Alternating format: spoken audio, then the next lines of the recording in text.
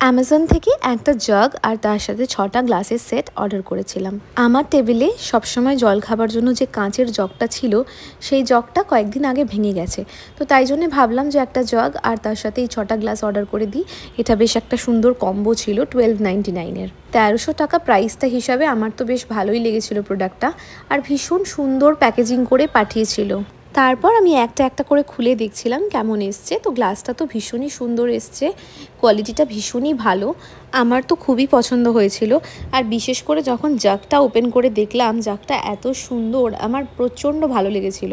কিন্তু কিছুক্ষণ পর আমি নোটিস করলাম যে জাগটার একটা সাইডে দুটো ফাটা আছে। তো সেই ফাটাটা থাকার জন্য আমি তখনই সঙ্গে সঙ্গে রিটার্ন রিকোয়েস্ট প্রসিড করলাম, কারণ কেন আমি এত টাকা দিয়ে একটা ফাটা প্রোডাক্ট নেব। এত ভালো প্রোডাক্টটা রিটার্ন করতে মোটেই ইচ্ছা করছে না, তবে যেহেতু প্রোডাক্টটা ফাটা তাই এত টাকা দিয়ে কোনো পয়েন্ট হয় না এরকম একটা ডিফেক্টিভ প্রোডাক্ট রাখার।